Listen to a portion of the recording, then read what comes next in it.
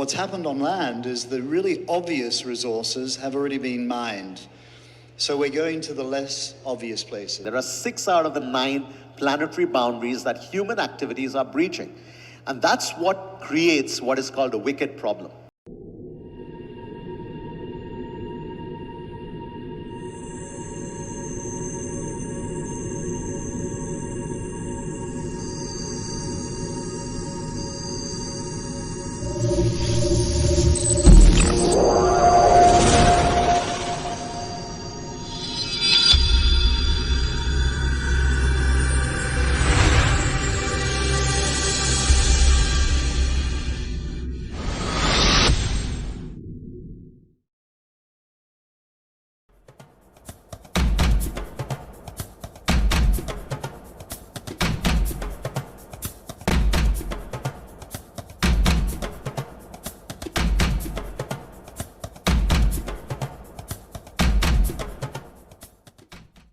The next conversation is going to hit at the heart of what we have been speaking of, and that is the energy source for all the technologies, all these, vivid dreams of the future that has been shared with us.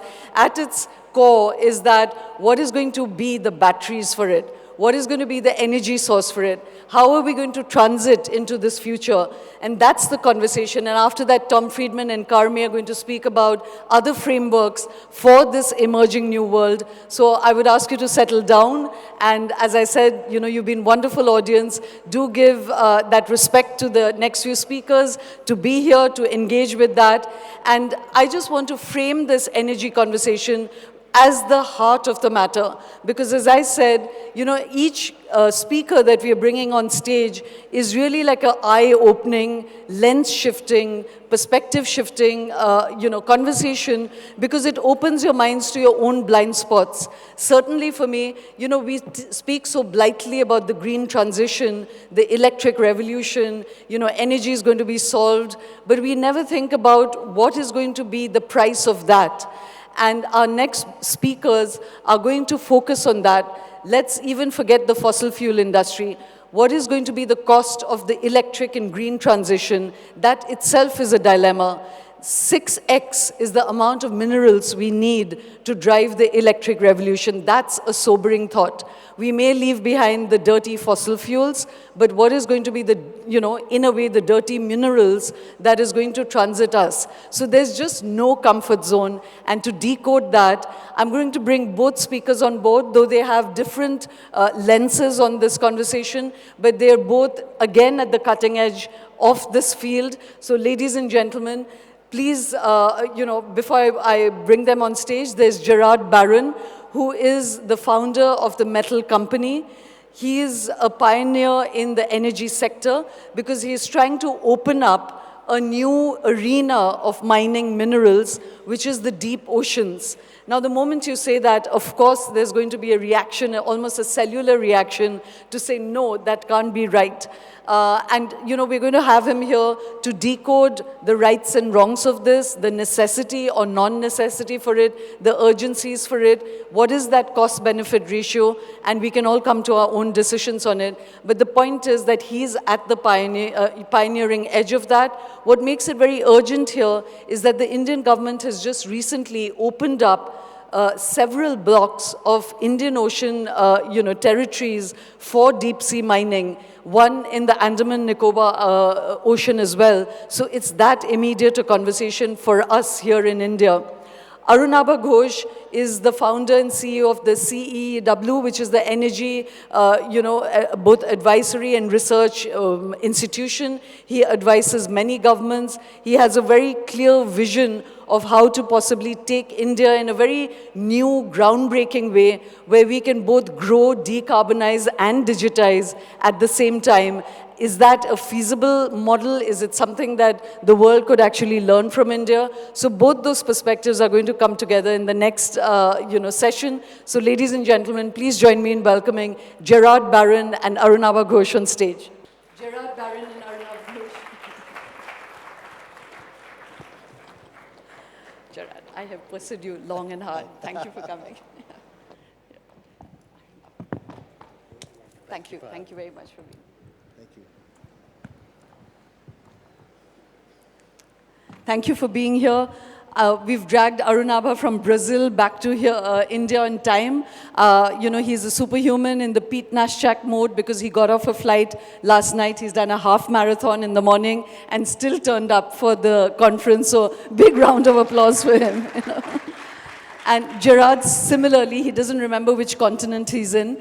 He tried to slip out of the conference, but we held a gun to his head, so he's here as well, under duress. So I'll try not to be too hard on you, Gerard, but thank you for coming. Pleasure. So Gerard, let me just start with you, because as I said, this is now a whole new arena of mining. We've got accustomed to the good and evil of fossil fuels and mining as we know it on the on Earth. But you're talking about going into the deep oceans to do this. So, first of all, tell us the rationale for it. Why do we need to do this? Well, it begins with the simple fact that we'll need billions of tons more of metals. We'll need them to power the green transition. We'll need them to meet the needs of the ongoing industrialization of the developing world and to meet the needs of population growth.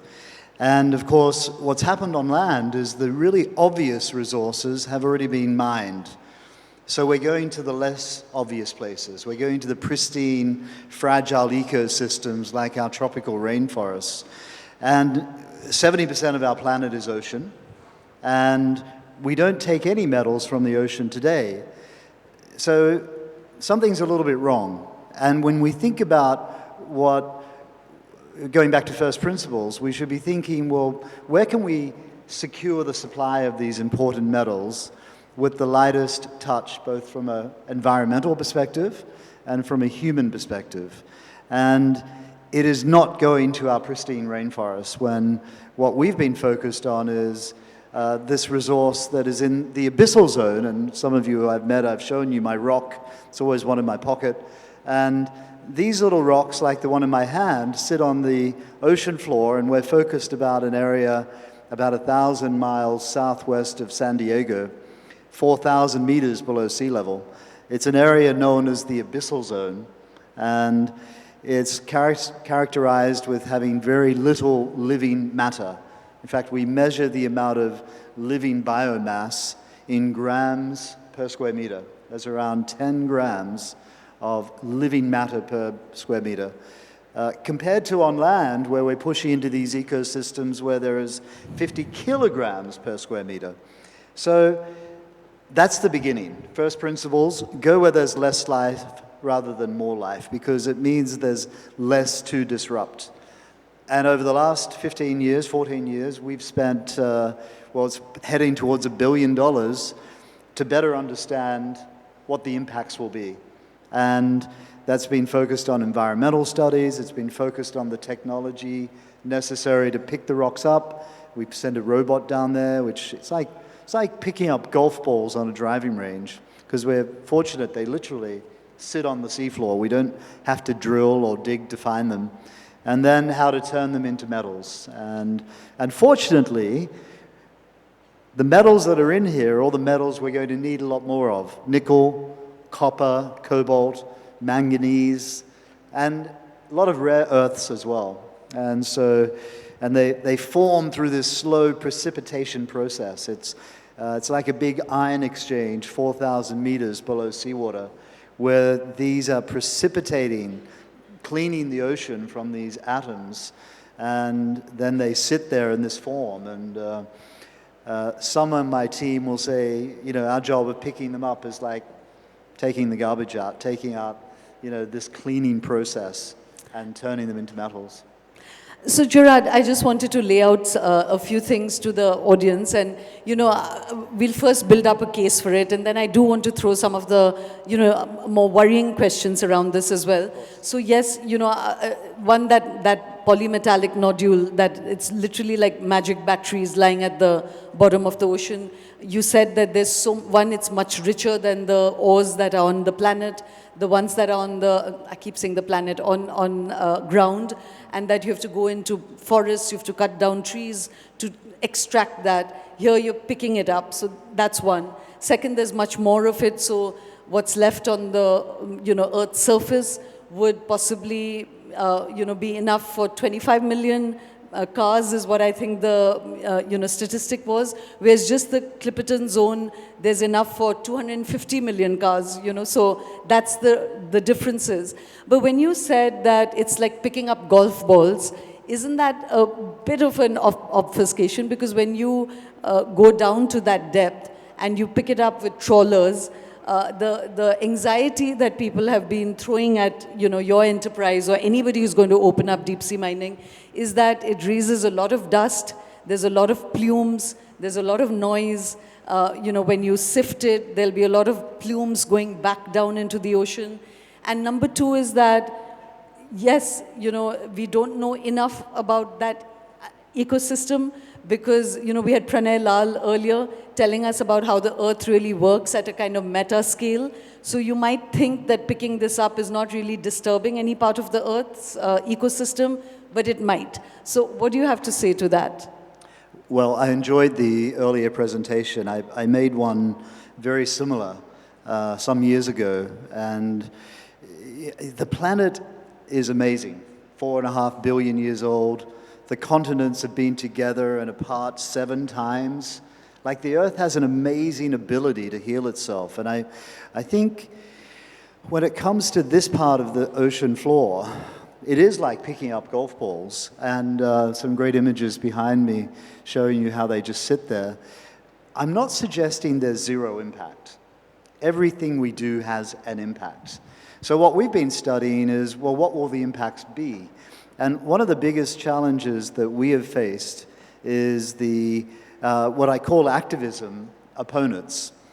And they appear to be well-meaning, but they are activists in their true form. Their job is to stop any new development industries. And I put people like Greenpeace and others at the top of the list.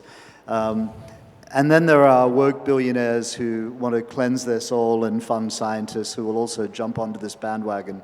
Sorry to be so aggressive on it, but what they tend to do is they rely on desktop research. They speculate about potential impacts, whereas they don't do any research themselves. They just like to sit and throw stones.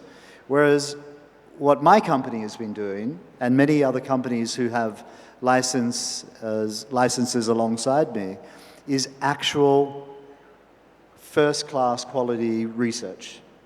Because you need data to be able to provide the answers to the sediment plume. And you raised, what about the dust? As our robots crawl along the seafloor, they will generate sediment.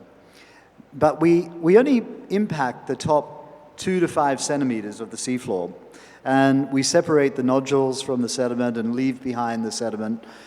But some of it obviously gets disturbed. But when you see our collector in action, it's amazing how the sediment creates its own turbidity current.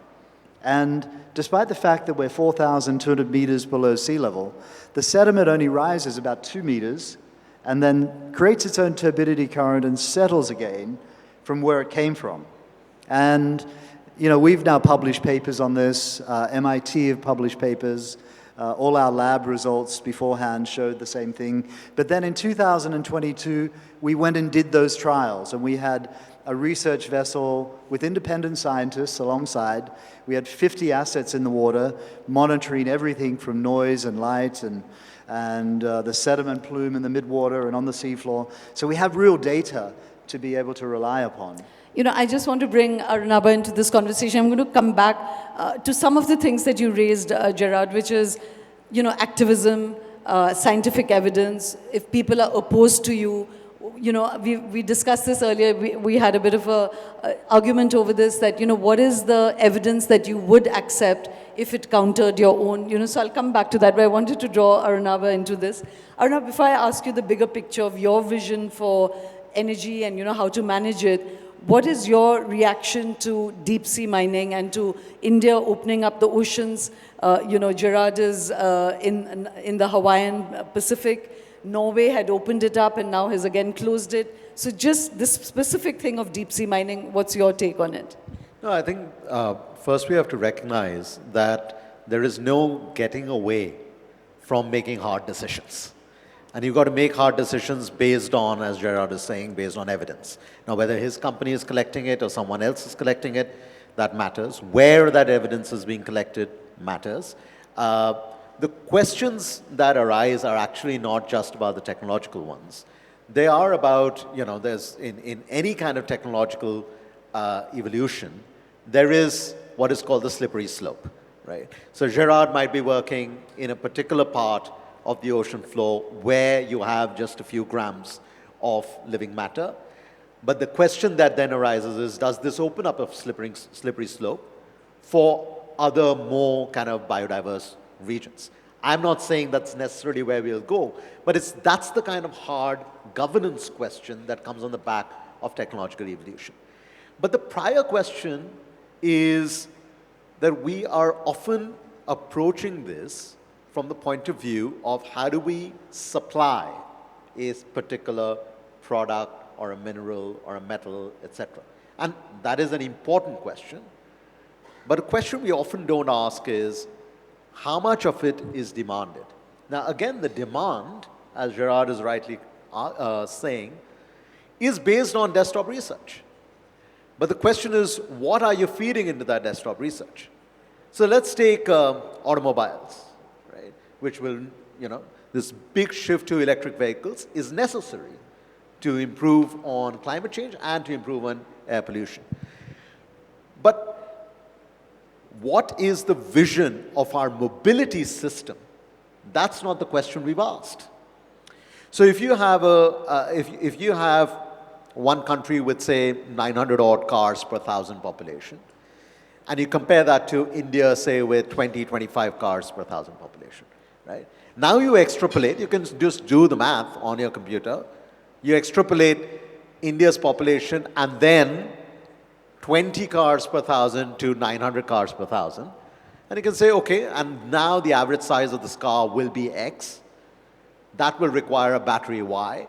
That will require all these different minerals. And then we have to knock on Gerard's door, where will we get these minerals from, right? Now, part of that answer will come from those hard decisions. But here's a question to all of you. How many electric vehicles did India sell last financial year? Any guess? Sorry? Very less? Did I hear very less? 1 lakh? 1 lakh for those not from India is 100,000. India sold 1.67 million EVs last financial year. This financial year, which will close in March, right now, as of like 3 days ago, you can go to our website. We have a real-time EV dashboard. We've already sold 1.4 million EVs. Now, guess what? Not a single one of them is a Tesla. Now, I have nothing against Tesla or the BMW outside, but not a single one of them was a Tesla. 93% of the EVs sold in India last financial year were two-wheelers and three-wheelers. So we have to ask ourselves this question: what is the future of the mobility system? Because the battery size of a two-wheeler or the battery size of a bus that can ferry 80 people is very different. Now, I am myself one of those hypocrites. I'm driving in a car. But we have to start imagining a different mobility system, because mobility is a service, the car is a product. And until and unless we start thinking about how do we meet the services we need, we will always end up asking these questions: how do we then meet the demand of the product? And then we'll have to knock on Gerard's door. That's an interesting idea, Arunabha. Are you saying that if we, moved away socially, culturally from the idea of personal mobility and personal cars, would the demand for these minerals go down because just our per capita use of a vehicle would be less? I am not at all advocating that there should be kind of some statist imposition of do not have a car, etc. Right? Ultimately, this is about our choice. The choice is time is money, right? So you decide what kind of mobility service gets you from A to B. Okay, so right? then... But the point is, if you have a two-wheeler, the size of the battery pack will be significantly smaller than that of a car. No, but then I'd push back a little bit on you, Arunabha, and we've been hearing right through that when technology brings conveniences, no matter what the shadow zone of that is, you will embrace that technology. So if today more electric, autos or two-wheelers have sold, It may be just that there isn't a buying power, but as a car becomes cheaper, there will be aspiration to own a car. So then I would ask you to respond to this question, that if indeed people are going to want to own cars, and in India the penetration of cars is very low, so let's just look at India, we're not even talking globally, then, would you then say that yes, open up the deep seas and let's go look for the minerals there? I think, because what you positioned was an idealistic situation, but let's assume people want cars, then what is it going to be? I'm pragmatic enough to know that there is aspiration. The question is, aspirations change, aspirations are nudged, right? So I'm not at all suggesting we will not have cars on the road. But I think we have to, the way you're framing the question, Shoma, is should we open up deep sea mining versus terrestrial mining? I think there Gerard has a point. It is not about deep sea versus terrestrial. It is about impact. And then you have to measure the impact based on, again, not just, say, the biological content in that area, but also various other kinds of uses of that region. Now, if it's terrestrial, you will come up against other purposes of that land. If it is ocean, you will come up against other purposes. So I don't think, just like my proposition is not a binary of car versus something else, I don't think we can have an ideological binary of ocean floor mining versus not. Now, responsible mining on the ocean floor or terrestrial is something we've got to look at very carefully. Is that we don't have the standards for it. So let's assume Gerard is following ethical practices, and let's assume someone else is not following ethical practices. Now, what is an ethical practice when it comes to responsible mining, when it comes to the ocean floors? So I think you cannot have one sort of a binary question and then say the other question is an idealistic one. These are system changes. These are complete system changes. And if we don't think about the system, we will all be playing in the margins. And guess what? Every one of us will win something on the margin because we are already the 1%. So if you don't imagine a different future, you will not be able to create it. But Arunabha, I can't imagine this sort of social change. You said let's not bring it down as a kind of state level change being forced upon people. But, I'm just being realistic here. You know that I'm very aligned with... Which part of the conversation for the last 2 days, I've missed yesterday, is just about today's realism? That's a good point. Well, but there's billions of dollars driving a particular version of the world which we are hurtling towards. There isn't billions of dollars hurtling towards descaling or degrowing, and that's going to bring me back to a contention that Gerard and I have been talking about. So let me swivel back to you, Gerard, on that question. But I would like to say I'm very grounded in realism. I am very grounded. So, Gerard, to this point that he said about, say, that we have to actually shift systems altogether to move to a less extractive mobility system in the first place.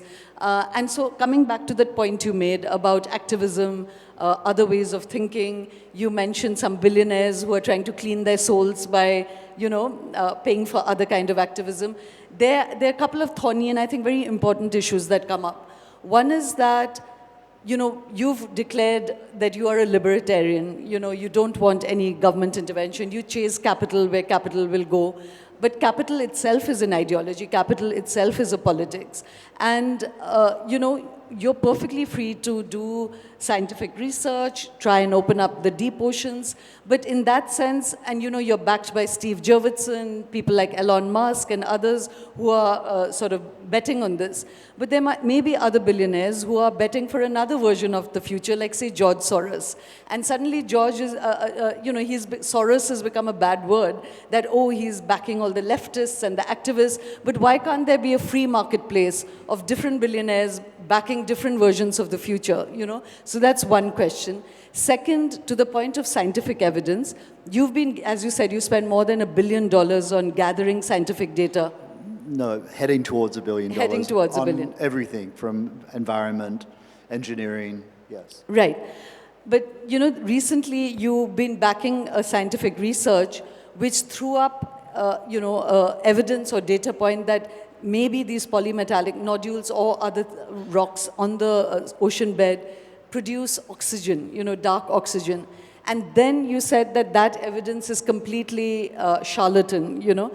That becomes a very difficult point of like, what then is the evidence you would accept if it goes against the enterprise that you're trying to open up? Well, many questions there. Firstly, let me say high utilization of transport and rethinking the transportation conundrum, I think, is an important priority, and India has an opportunity of getting that right. Higher utilization everywhere in the world is something that we should drive for. Self-driving cars have the ability, you know, we utilize our own transport, you know, 5%, 10%. If we could use cars, increase utilization to 50%, it would mean a lot less cars on the road. So I think we need to be going towards all of those things. I also think we need to, in the longer term, stop extractive industries. You know, we need to head towards circularity. The question is, where do we get the metals we need between now and then? And we have an opportunity of getting that right. But I would be, you know, I tell my stakeholders, we want to be out of this business. We want to be in the recycling business only, you know, as soon as possible. I think it's 40, 50 years. I hope extractive industries will stop. I hope it will be so uncool to buy something made of virgin ore material, virgin atoms, that people will not do it. It'll be a shame to do that. But we're not there yet.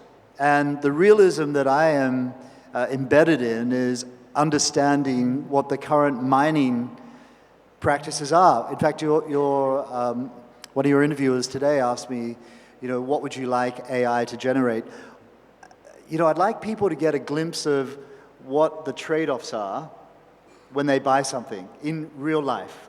Because people don't think about trade-offs. You don't think about where the materials come to make this product. And, you know, I think if people really understood where land-based mining is coming from, there are some good, responsible land-based miners. But there are some very bad land-based miners as well with very, very high impacts. And I think if we could get a glimpse into both sides of that equation, it would change people's buying decisions, because at the moment, it's all too hard. It gets suppressed. Now, billionaire funders of science. Listen, there are a lot. I know a lot of billionaires. Unfortunately, some of them are amazing, some of them are not. Some of them are really about cleansing their soul. And they'll throw a few dollars to scientific researchers, not knowing much about what they're doing. And one example was some research we funded, and you asked about do nodules produce oxygen. I can categorically tell you they don't. And how I know that is because every scientific research paper, every expedition that has happened shows that they consume oxygen. And then one scientist who had a very flawed methodology came up with evidence that they produced oxygen. We've been able to rebut it, and we've been able to, as have other very well-established, credible organizations like the University of Gothenburg, who are known as the lander leaders in the world. But this is one of the problems with the scientific publishing world as well. People like to get published. And the level of rigor in that system we have found to be quite flawed. So, you know, when you ask what are the no-go areas for me, system levels impact to ecosystem. If it was shown that picking up these rocks, of course it's going to have an impact on the immediate area. We're taking something away. It's going to change it. What our scientific research is about is how quickly does the area come back to normal? Are the impacts to spread beyond the immediate impact area, for example? And then how quickly does biodiversity productivity return to the area? And so in our own case, you know, we were out there in 2022. We've run 22 of these expeditions. By the way, an expedition takes between 6 and 8 weeks, costs much more than $10 million. And so we've run these expeditions to gather baseline data, obviously, when we went and collected nodules at commercial scale, we went back there 1 year later to find how productivity was recovering. And the results will be all delivered in our application to the regulator in a few months' time.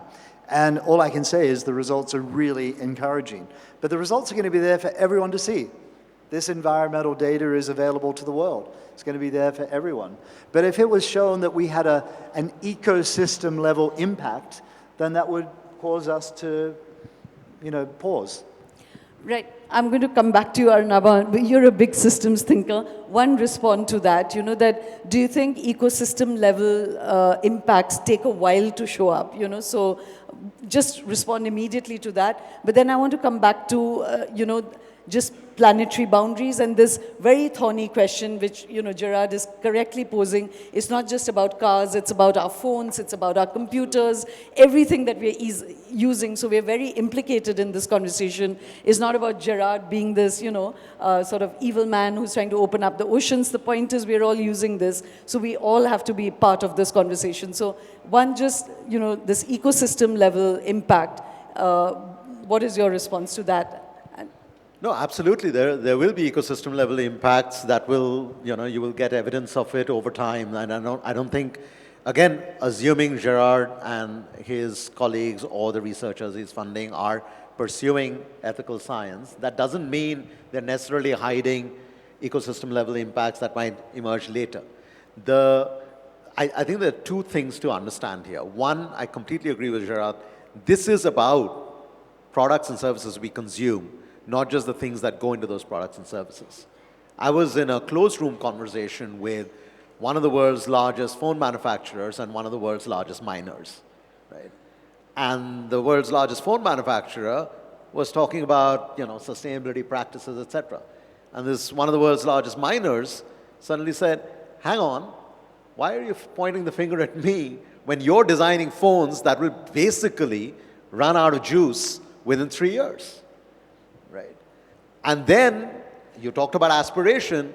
Some of us would like to change the phone before it runs out of juice every 3 years. And then we say, we've got an easy straw man to beat up, right? So I think it is again, this is why it's a system story, right?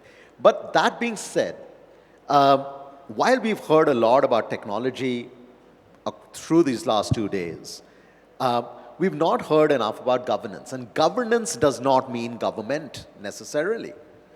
Governance requires different entities. Now, why does seabed mining become more complicated from that perspective? Whether you're a liberal, a libertarian, or a conservative, why it becomes problematic is because governance requires a degree of understanding of property rights. Now, when you talk about terrestrial systems, we all live in societies that, to lesser or greater extent, have defined those property rights. When we talk about the seas, we've got terrestrial zones for countries that's linked to their continental shelves. And then you go into the high seas. The property rights are not defined there. And that's why these questions arise. Will Gerard and his company be ethical and will someone else be unethical? But if we had an ethical and unethical mining company terrestrially, we know how to apply property rights and the governance that derives from it to regulate those actions or prescribe unethical actions. We don't have that right now. So I would actually argue that despite being a libertarian, it might be still in Gerard's interest to actually seek what would be the governance mechanism for the high seas and what lies underneath.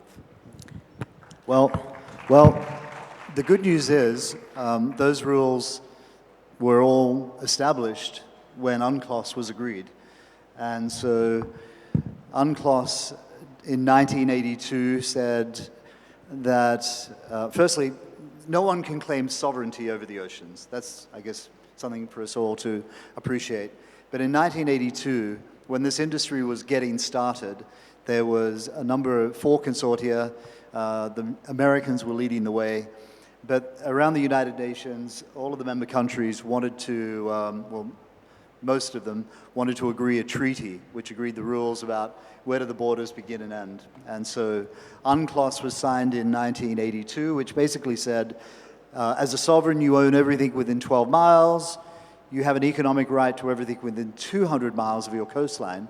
But beyond that, it will be considered the high seas, the area, and it will be regulated by this body called the International Seabed Authority. And there are 168 countries. There's one notable missing country, and that's the United States of America, who said, we are not prepared to give up our rights over the resources because there is something called freedom of the seas, which basically says that you're free to sail, you're free to lay cables, you're free to go and claim the metals. Now, 168 countries signed a treaty that bound them to be to a set of rules. America is not prone to those same rules. But at the moment, we have licenses sponsored by some developing countries, which means that we share the benefits with those developing countries, but we are bound by rules. So, libertarian that I am, we are very regulated. In fact, this industry is so regulated for the last 25 years, and it hasn't even begun. Whereas normally industries get started and then you try and regulate them. And, you know, and I think I hear a lot of people talk about, well, you might be a good actor, but what about those ones that come behind you? But when it comes to the area, people will be regulated. There is no way you cannot be. And the other good thing is, of course, there is a very high concentration of these nodules, like the one in my hand, in this one area. And it represents a tiny part of the ocean, a tiny, tiny part of the ocean.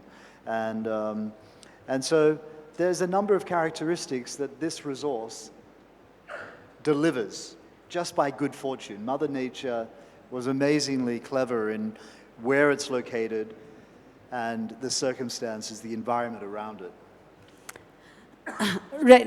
You know, I'm going to come back to the circularity question, and I'm just shocked at how time is flying because we haven't even come to some of the things we wanted to talk to you about, Arunabha, which is the India story and, you know, how your vision for how it can get to, like we said, digitizing, growing, and decarbonizing at the same time. But just, you know, to kind of close on this conversation, is it really just about the governance factor, you know, because that's a territorial issue. And yes, there's a huge geopolitical issue, you know, which is the whole supply chain, like you were saying. Both of you mentioned the materials and how blind we are. Yeah. And China right now controls, you know, almost 90% of it. Yeah. Cobalt is only in Congo, you know, then the processing.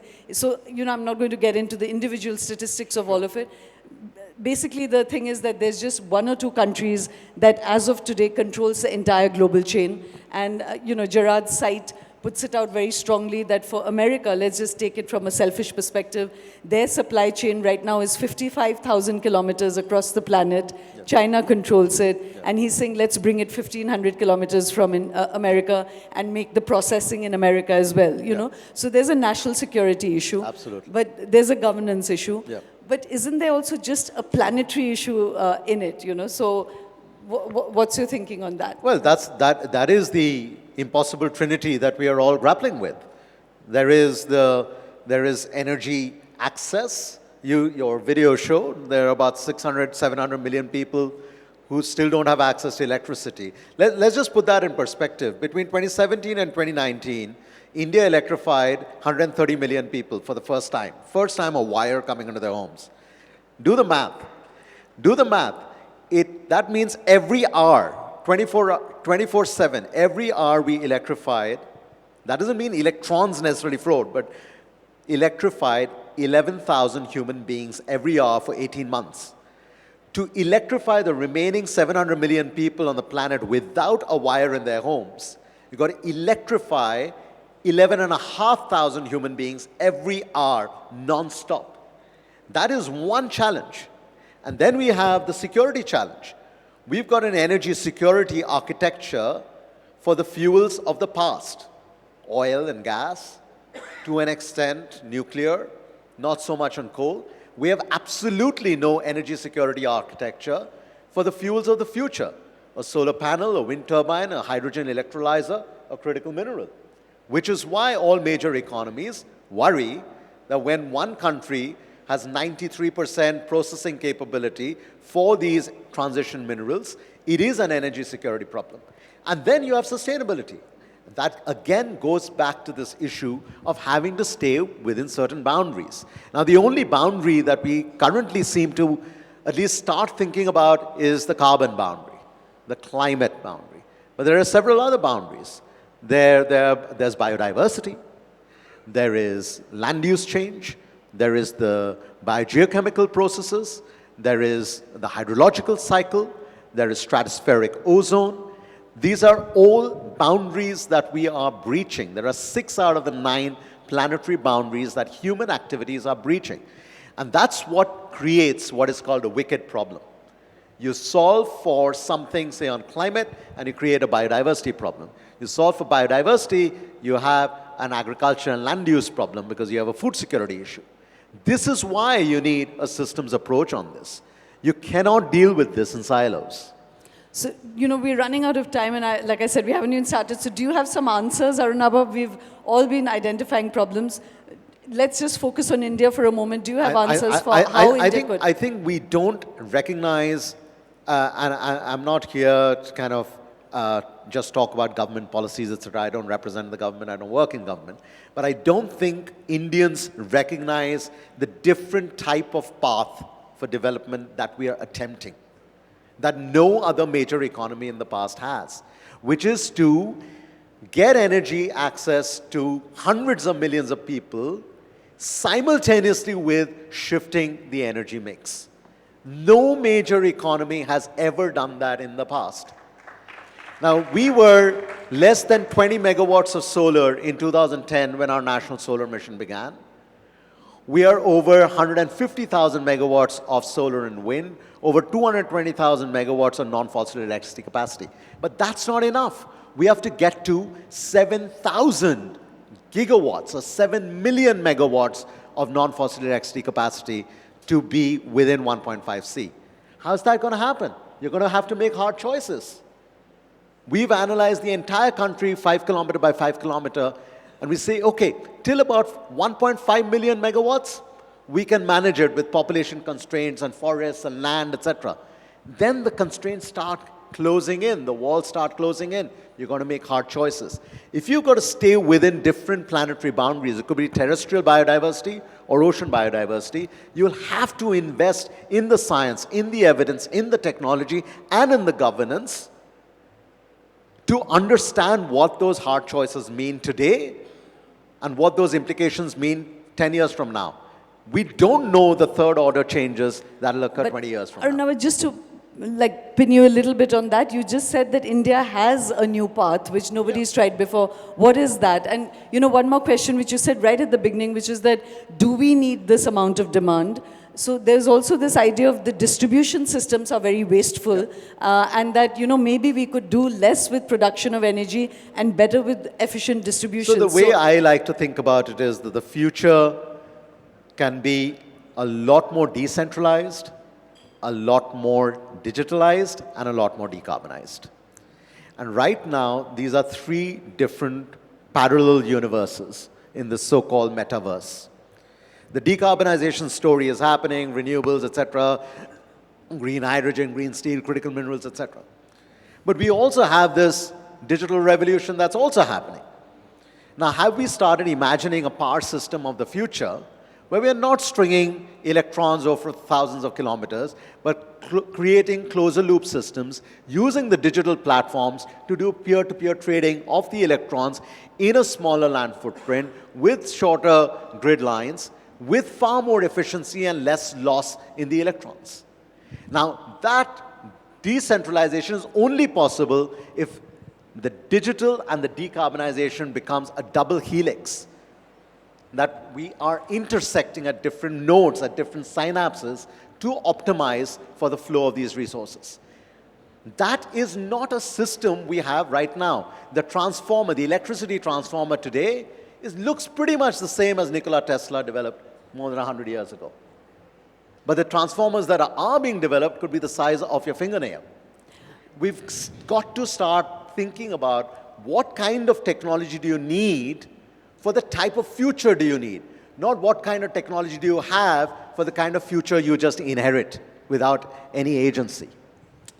Well, just to end on Gerard, because we have another session coming up, you talked about the circularity. What would be that end point, you think, which when people would say, this is enough, now we won't aspire more, we don't need to grow further? Because, when earlier you kind of scoffed at this whole idea of degrowth as well, that let's curb, greed, and let's not want so much, like you were saying, the third phone and the fourth phone. You kind of scoffed at that, and yes, it's not the natural human way of being. Then at which point do you think will be that, okay, this is enough, and now we'll just, recycle, as you said, where it'll become sinful and uncool to keep using more? Well, I scoff at degrowth because degrowth, as positioned by many of the degrowth advocates, is calling for billions of less people on the planet. They're just trying to decide which ones should go. The idea of consuming less, I'm right behind. Let me clarify, sorry, I did not mention the word degrowth at all. No, you didn't. Sorry, you carry didn't. on. And so I think that, the best way to limit demand is it to buy a new electric car? No, it's keep the car you've got. Just stop consuming so much. So I do have BMW as my sponsor, so I'm getting a bit nervous with this conversation. well, just kidding. Yeah. Of course. Well, they're one of the biggest virtue signalers I know. So, sorry, BMW. But I think the best way people can contribute is consume less. But history doesn't show that people are very willing to do that. And so, from my perspective, I think circularity is absolutely out there. Yeah. I think it's what we should all be striving towards, but we have to be realistic about when we can get there, because there are still people wanting to climb their way up the standard of living pole, and that is their right. We should encourage that. Western-based NGOs frown upon the developing world, saying, we tried that, it didn't work, you shouldn't go there. It's like, come on, guys. Like, everyone wants a basic standard of living, and we should support that. And but look, I hope that we won't be producing virgin oils in 50 years' time. And I think the thing that will drive that, and I have a lot of faith in consumers and their willingness to drive this. I think in the early days, people just want to get a better standard of living. They don't care about the impacts. If you're coming from not having access to electricity or running water, of course, all you want is to get it.